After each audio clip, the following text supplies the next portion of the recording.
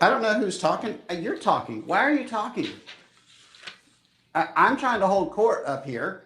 And as I said at the beginning, I've got a lot of things I'm trying to do, and conversations out in the gallery will not be tolerated. So you, sir, need to step out into the hallway, please. So that means stand up and walk out of the courtroom. And pull your pants above your butt. Good God. What is your name? Shannon. What is your full name? Shannon. Great. Sit out in the hallway. Well, Terrence already left. We'll just leave him out there for a while. All right, what else you got? Okay. I'm going to place you under oath. You ready? Yes, sir. You solemnly swear or affirm the testimony you're about to give in this matter will be the truth, the whole truth, and nothing but truth, so help you God. So help me God, swear. All right. What's your full name, first, middle, last? Yakaru Gerard Shannon. Mr. Shannon, what's your birth year? 1980? Yes, sir. Okay. And I have your middle name spelled two different ways. Spell your middle name for me.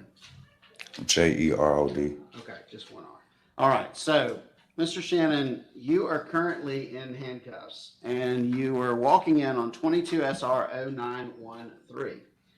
I'm going to put my history of my experience with you this morning on the record, and then you're welcome to do the same from your perspective. But my perspective is that you came in here to court, you sat on the second row back on my right, your left. And when I went over the PowerPoint, one of the things I asked was that folks not have sidebar conversations. You did speak to your person you were sitting with a couple of times. I let it pass.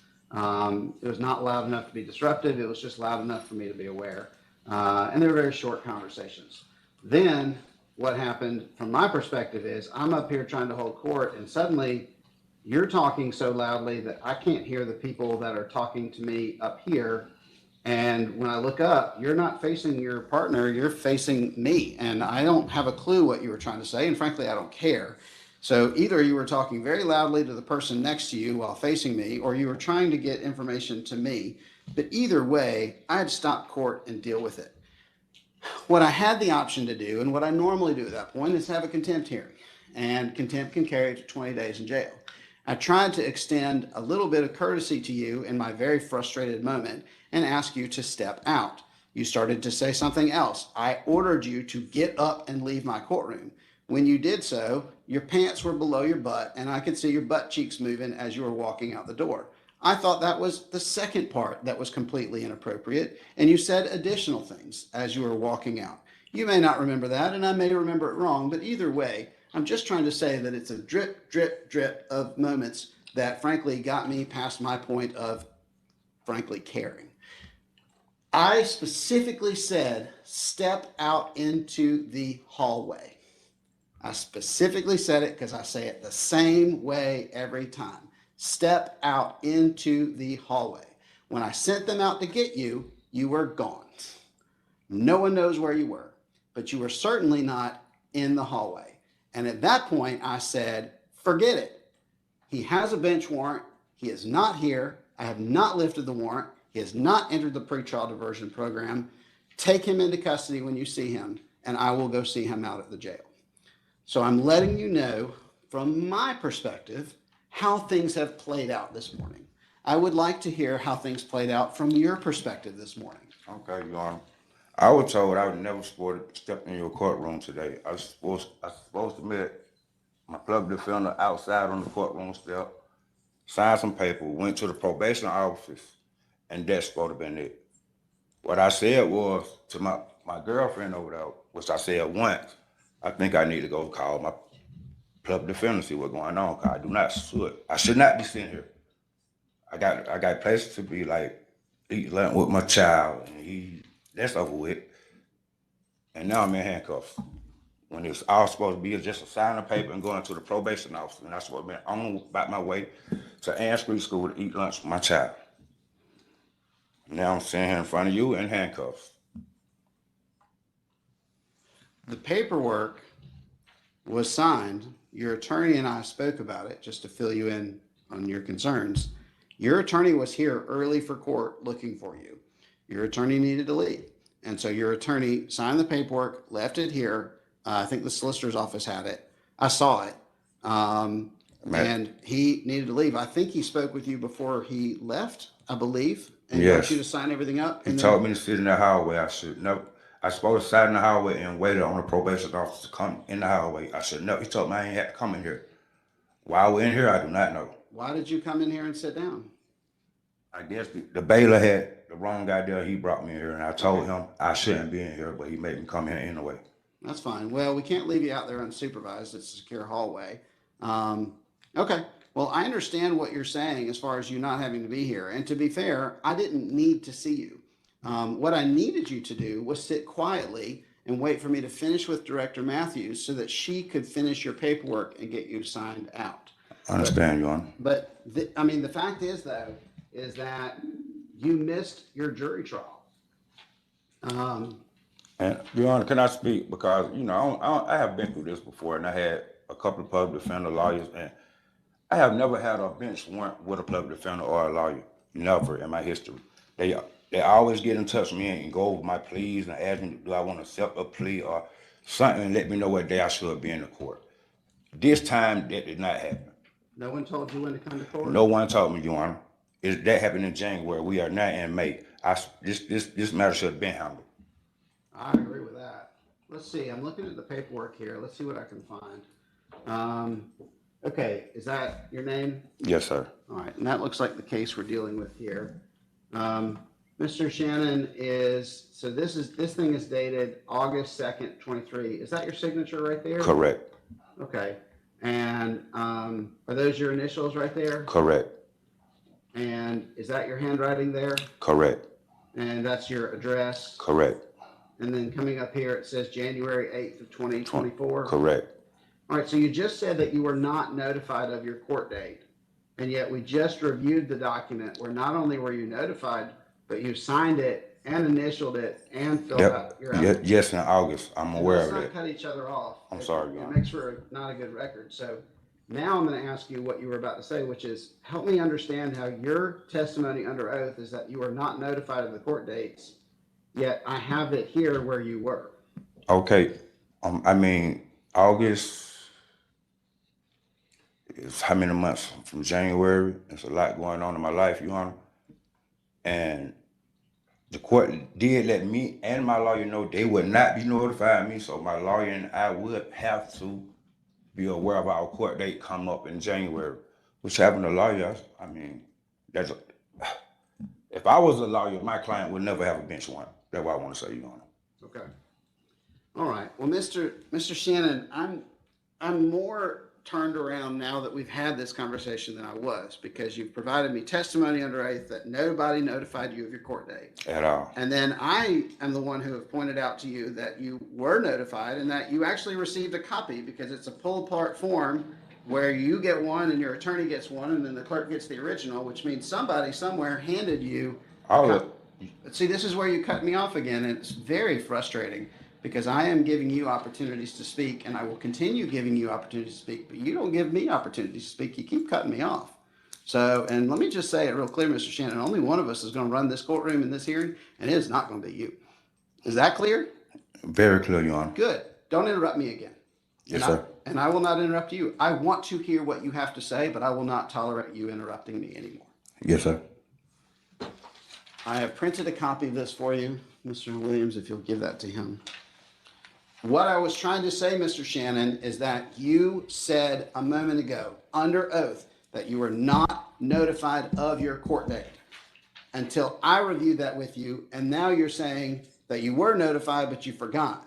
I'm now more frustrated because we've had this huge interaction, and I didn't even get to the part where when you came back into this courtroom, you were wearing a hat. And I'm just like, of course you were wearing a hat when you came back into my courtroom. Like, of course that's what's happening. So you need to talk me out of just putting you in the jail and seeing you next Wednesday, because that is the solution in my book to this issue.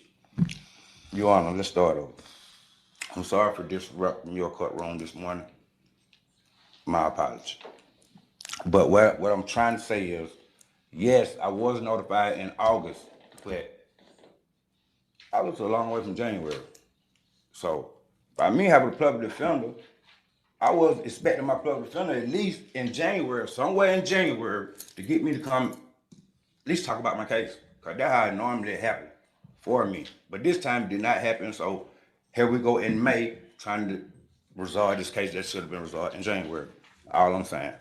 Okay. All right.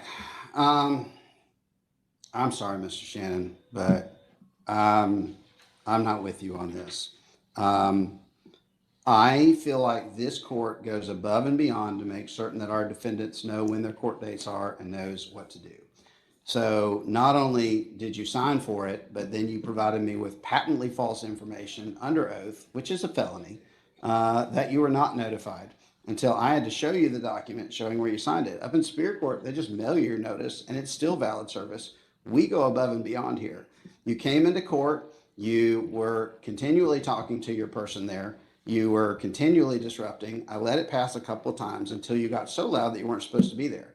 I recognize that you thought you were not supposed to be in here, and that is technically true, but you were in here. You were here, and you had an obligation to conduct yourselves according to the rules of this court. You also were not appropriately clothed, and your private parts were visible, which is another issue. And then most important of all, when I asked you to step out into the hallway, you disappeared. I called your case again, you did not answer. The chaos that is surrounding your case, given the fact that you missed your jury trial after signing for it, tells me that I do not have your full attention. So here's what we're going to do. Piper, you're going to transport him. I'm executing the warrant. I'm placing you on next Wednesday's calendar. So next Wednesday, the paperwork will very likely come see you. It will very much look like probably what you have now, but that's not my decision to make. You are.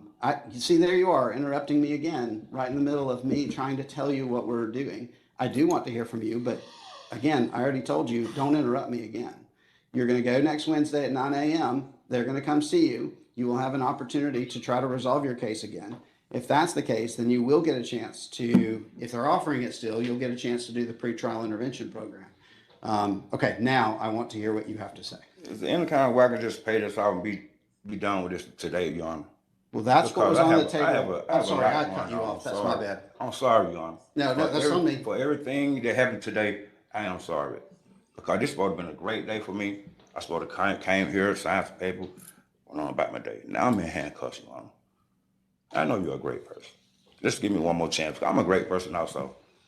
I did go outside, car was mad, to get some air smoke, smoke my vape, Your Honor. And you did tell me to go to the hallway. I'm sorry for that. But I have a lot going on, sir. And 5 days in the county jail, I mean, it's not something I can really afford right now. Sure. Ma'am, I strongly suggest you keep your audible size to yourself. Understand me? I strongly I suggest apologize that. for her, sir. I strongly suggest Can we you please not make any resolve more this? noise, ma'am. Can we please resolve this today, Mr. right now? Shannon, Please, Your Honor. I need to put one more thing on the record.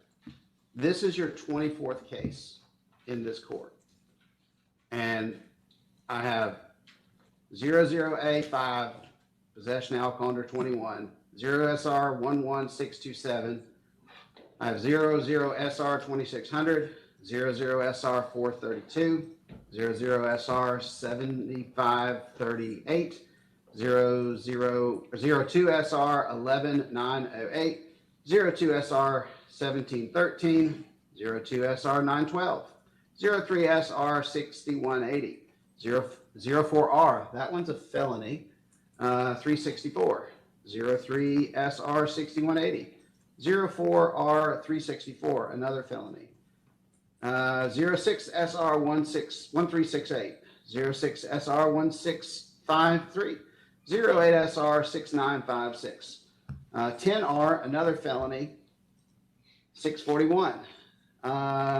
Then we jump forward to 22 SR 913, this case, and then we jump backwards to 99 SR 4720, 99 SR 5388, and 99 SR 8185. So that's not quite 24. I counted that wrong, but it's over 20. So, Mr. Shannon, it's very clear to me that you have a long and distinguished history with this court. I don't have your attention, and I'm about to get it. So, Piper, you can take him. So, they will be out to I see just you. want you to know I'm a changed man since all those cases. You can see how many years those cases have been. So you can see that I'm a changed man, Your Honor. I was hoping that, but your interactions with me today do not Okay. show that. So, but hey, I'm not going to have this discussion with you anymore. We both heard everything we need to hear, and you need to quietly Thank go you. with Piper. Thank you. All right, it's 10:54.